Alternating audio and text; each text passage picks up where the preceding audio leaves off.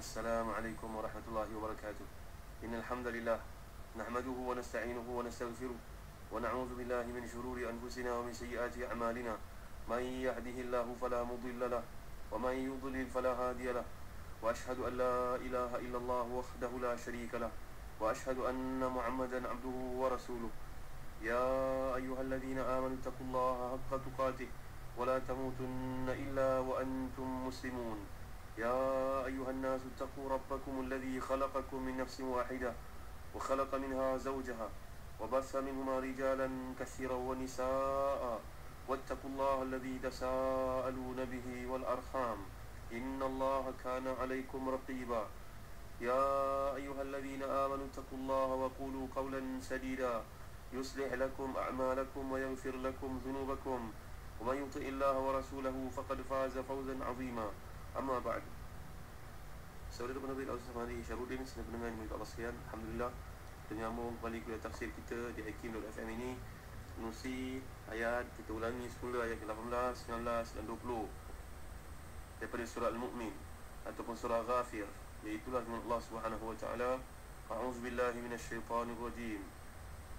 Wa anzirhum yawmal azifati idzil qulubu ladal hanajiri kadhimin ما للظالمين من حميم ولا شفيع يطاع يعلم خائنة الأعين وما تخفي الصدور والله يقضي بالحق والذين يدعون من دونه لا يقضون بشيء إن الله هو السميع البصير. Berilah mereka peringatan tentang hari yang dekat, iaitu hari kiamat, ketika hati menyesak sampai ke kerongkong dengan menahan kesedihan. Orang-orang yang zalim tidak mempunyai teman setia seorang pun, dan tidak pula seorang yang dapat beri syafaat yang diterima syafaatnya. Dia mengetahui pandangan mata yang khianat dan apa yang disembunyikan oleh hati. Dan Allah menghukum dengan keadilan, dan sembahan-sembahan mereka yang mereka sembah selain daripada Allah tidak dapat menghukum dengan sesuatu apapun. Semuanya Allah, dialah yang maha mendengar lagi maha melihat. Para pendengar yang dirahmati Allah sekalian, hari yang dekat ini maksudkan di sini Yaumul Azifah, merupakan salah satu dari nama-nama kiamat. Dinamakan demikian kata para ulama tafsir, contohnya Imam Al-Baghawi, kerana menandakan dekat masanya. Seperti juga dalam ayat yang lain, musim surat Najm, Azifatil Azifah, laisa laha min dunillahi kashifah. Telah dekat hadirnya kiamat, tidak akan ada yang menyatakan tarikhnya melainkan Allah Subhanahu wa taala. Begitu juga muslim-muslimat ini mulia Allah sekalian. Dulu kita bincang dengan surah Al-Qamar, iqtarabatis sa'atu wa syaqqal qamar. Telah dekat kiamat dan terbelah bulan. Begitu juga surah Al-Anbiya yang lalu pun kita telah bincangkan iqtaraba linnasi hisabuhum. Telah dekat kepada manusia hari untuk menghisap mereka.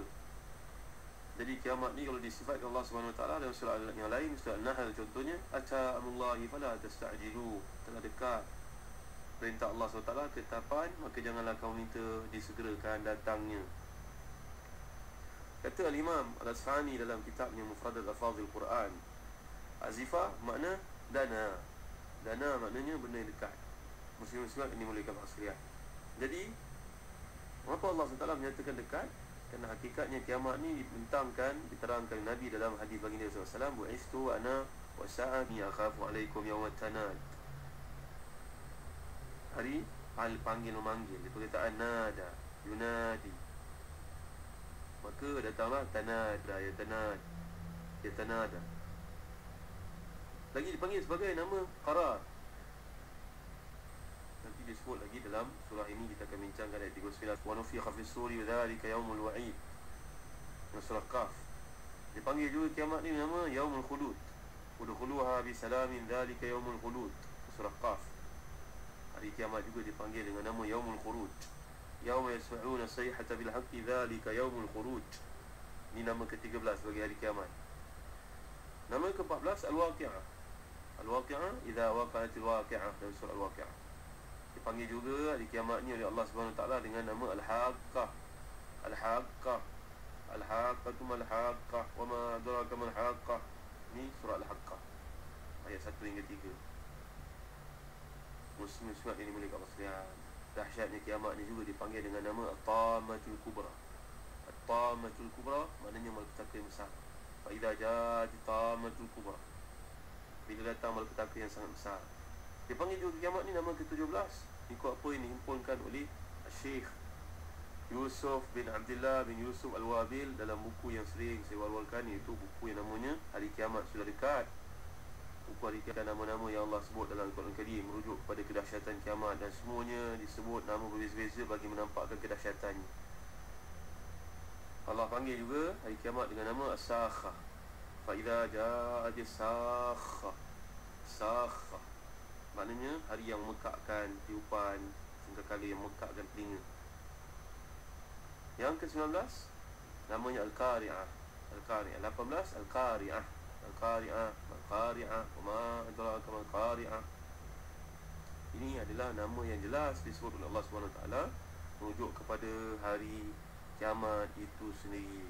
Jadi banyaknya penamaan ni menampakkan berbagai sifat deskripsi hari kiamat itu sendiri. Pernah kita jelaskan, seketika matahari berada di atas kepala selingkar ataupun sebatu, seketika matahari bersembunyi menandakan malam, menyebabkan orang yang berada kegelapan minta nur daripada orang yang mendapat nur daripada Allah Subhanahu Wa Taala. Ini adalah hari kiamat punya waktu, dan nama-nama penyenaraian yang berbagai ini adalah nak menunjukkan kepada kita perbezaan kondisi hari kiamat itu sendiri.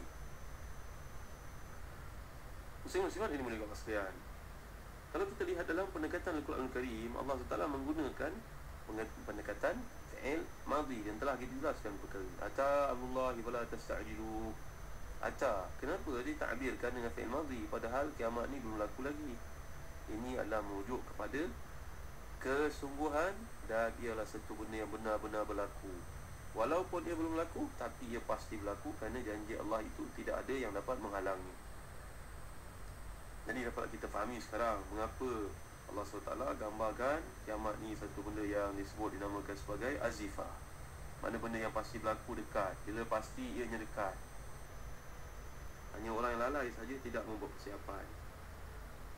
Allah gambarkan idil qulubu ladal hanajiri kadhimin, ketika hati itu tersangkut dekat kerongkong menahan kesedihan. Ini kata ada seorang mufassir yang terkemuka tabi'in mengatakan bahawa hati berada dekat kerongkong disebabkan rasa takut. Ia tidak dapat keluar dari mulut dan tidak pula dapat kembali kepada asalnya. Maksudnya tersangkut dekat situ. Demikian juga pandangan oleh Ikrimah, As-Suddi dan banyak ulama tafsir yang lain. Kadhimi ni maknanya terdiam, tidak dapat berbicara kerana ketakutan yang amat sangat. Samalah dengan ayat yang pernah kita bincangkan surah An-Naba yang lalu. Yauma yaqumu ruhu wal malaikatu saffa la yatakallamuna illa man azina lahu ar-rahman wa qala sawaba. Pada hari ketika malaikat Jibril dan para malaikat ni berdiri bersaf-saf, berbaris-baris, maka tidak ada seorang pun yang berani berkata kecuali yang diberi izin oleh Allah Subhanahu Wa Taala yang Maha Pemurah, dan ia akan menuturkan kata-kata yang benar sahaja. Kata Ibn Jurayj pula, kadhimin di sini adalah merujuk kepada menangis, bakin, menangisi keadaan masing-masing, dan apalah nilai tangisan pada hari itu selepas di dunia dulu dicorakkan diri dengan sifat nifak, sifat kufur kepada Allah SWT, sifat fisik, fusuk, maka tiada guna lagi air mata walaupun yang mengalir darah sekalipun. Kemudian Allah menjelaskan ma lidh-dhalimin min hamimin wala syafi'in yuta. Orang zalim tidak memiliki teman setia dan tidak pula seorang yang dapat beri syafaat. Kerana orang yang telah menzalimi dirinya sendiri, iaitulah mereka yang buat syirik kepada Allah SWT, mereka ni tidak akan ada sesiapa pun yang dapat mendekatinya, dapat memberi pertolongan kepadanya. Syafaat telah kita huraikan dalam kuliah terdahulu. Ia merujuk kepada satu bentuk bantuan yang ditawarkan oleh mereka yang berkelayakan di kalangan para nabi, para hufaz, para ulama, para salihin. Maka mereka dapat satu kemudahan yang diberikan Allah SWT untuk memasukkan orang yang ke dalam neraka sepatutnya diberi peluang masuk syurga, ataupun berada dalam neraka diringankan siksa, ataupun masuk ke dalam syurga ditingkatkan darjat. Inilah bentuk syafaat. Kemudian datang ayat ya'lamu kha'inatal a'yun wa ma tukhfi sudur. Dia mengetahui pandangan mata yang khianat dan apa yang disembunyikan oleh hati. Jadi Allah memberitahu kita tentang pengetahuannya yang sempurna, meliputi segala sesuatu, kecil ataupun besar, yang nampak ataupun tersembunyi.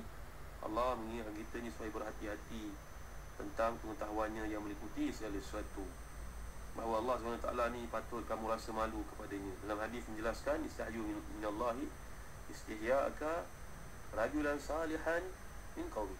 Atau kama qala Rasulullah, kama tastahi rajulan salihan min qaumik. Kamu hendaklah malu pada Allah macamlah kamu malu terhadap seorang yang saleh yang kamu lihat bersama dengan kamu, duduk bersama dengan kamu. Taban, dalam masalah kha'inatul ayun ni ada berbagai tafsiran para ulama. Antaranya mengatakan bahawa ia merujuk pada pandangan yang khianat. Pandangan seorang lelaki kepada orang perempuan, umpamanya disebut oleh Imam Qurtubi, disebut oleh Imam Ibn Jauzi, bahawa bila kita ni sedang duduk, tiba-tiba lalu seorang perempuan, kita nak tengok rasa malu pada teman yang sedang kita berdampingan dengannya, maka jeling-jeling lah agar kawan ni tak nampak. Dapat juga lihat menengok orang perempuan. Memang lihat orang perempuan ni sendiri. Seorang perempuan ni disuruh untuk mengawal, menjaga datangnya dalam pengaruh syaitan, pulangnya pun menarik mata kita. Syaitan menghiaskannya untuk melihat lenggang-lenggoknya. La ilaha illallah Muhammad Rasulullah. Penting bagi kita untuk faham situasi ini, muslim-muslimat sekalian. Setiap kita adalah pendakwah. Ayah ingatkan kepada anak-anak perempuan, jangan pakai pakaian yang menghias diri sehingga menarik orang yang berada kat luar.